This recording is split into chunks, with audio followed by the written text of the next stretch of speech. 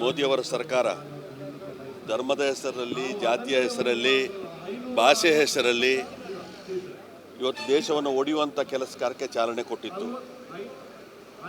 ಈಗ ರಾಜಕೀಯ ಉದ್ದೇಶಕ್ಕೋಸ್ಕರ ಇವತ್ತು ಮಹಿಳಾ ಮೀಸಲಾತಿಯನ್ನು ಗುರಾಣಿಯಾಗಿ ಇಟ್ಕೊಂಡು ಇವತ್ತು ಮರುವಿಂಗಡಣೆ ಮಾಡಬೇಕು ಅನ್ನುವಂಥ ರೀತಿಯ ಇದಕ್ಕೋಸ್ಕರ 543 ಸೀಟಿಂದ 850 ಸೀಟಿಗೆ ಕೊಂಡೋಗಬೇಕು ಅನ್ನುವಂಥ ರೀತಿಯಲ್ಲಿ ಮರುವಿಂಗಡಣೆಗೆ ಇವತ್ತು ಕಾರ್ಯಕ್ರಮ ಹಾಕ್ಕೊಂಡಿದೆ. ಇದು ಒಂದು ರೀತಿಯಲ್ಲಿ ಸಂವಿಧಾನ ವಿರೋಧಿ ಕಾರ್ಯಕ್ರಮ.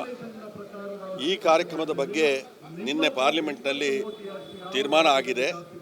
ಇವತ್ತು ಎರಡನೇ ಮೂರು ಬಹುಮತ ಅವರಿಗೆ ಸಿಗಲಿಲ್ಲ. ಆದರೆ ಇವತ್ತು ಈ ಒಂದು ಪ್ರಕ್ರಿಯೆಯನ್ನು ಸತತವಾಗಿ ಕೇಂದ್ರ ಸರ್ಕಾರ ಮಾಡ್ತಾ ಇದೆ. ಇವತ್ತು SIR ಇದೆ.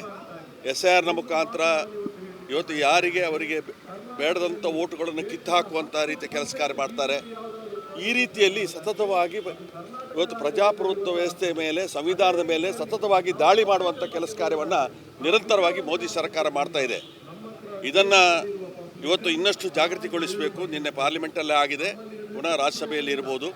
ಮಹಿಳಾ ಮೀಸಲಾತಿಯ ಬಗ್ಗೆ ಇವರಿಗೇನು ದೊಡ್ಡ ಕಾಳಜಿ?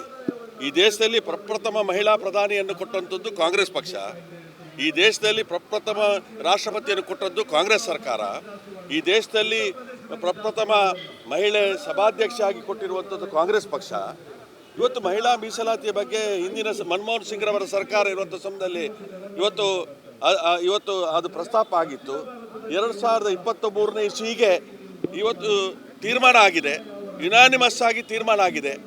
ಹೆಚ್ಚಿನ ಅಂಶ ಯುನಾನಿಮಸ್ ಆಗಲಿ ಕೂಡದು ಅನ್ನುವಂಥ ಉದ್ದೇಶಕ್ಕೋಸ್ಕರನೇ ಮರುವಿಂಗಡಣೆಯನ್ನು ಸೇರಿಸಿ ಇವತ್ತು ಅದನ್ನು ಹತ್ತಿಕ್ಕುವಂಥ ಕೆಲಸ ಕಾರ್ಯ ಮಾಡಿದ್ದಾರೆ.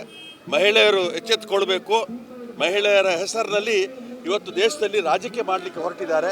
ಇವತ್ತು ಅದಕ್ಕೆ ತಕ್ಷಣ ಮಹಿಳಾ ಸಂಘಟನೆಯವರು ಎಲ್ಲರೂ ಕೂಡ ಸೇರಿಕೊಂಡು ನಾವೆಲ್ಲರೂ ಕೂಡ ಪ್ರತಿಭಟಿಸಿ ಅವರಿಗೆ ಪ್ರಜಾಪ್ರಭುತ್ವ ವ್ಯವಸ್ಥೆಯನ್ನು ಉಳಿಸುವಂಥದ್ದು, ಸಂವಿಧಾನವನ್ನು ಉಳಿಸುವಂಥದ್ದು, ನಮ್ಮ ಹಕ್ಕುಗಳನ್ನು ಉಳಿಸುವಂಥ ಕೆಲಸ ಕಾರ್ಯಕ್ಕೋಸ್ಕರ ಇವತ್ತು ಸಾರ್ವಜನಿಕವಾಗಿ ನಾವು ಪ್ರತಿಭಟನೆಯನ್ನು ಮಾಡ್ತಾ ಇದ್ದೀವಿ.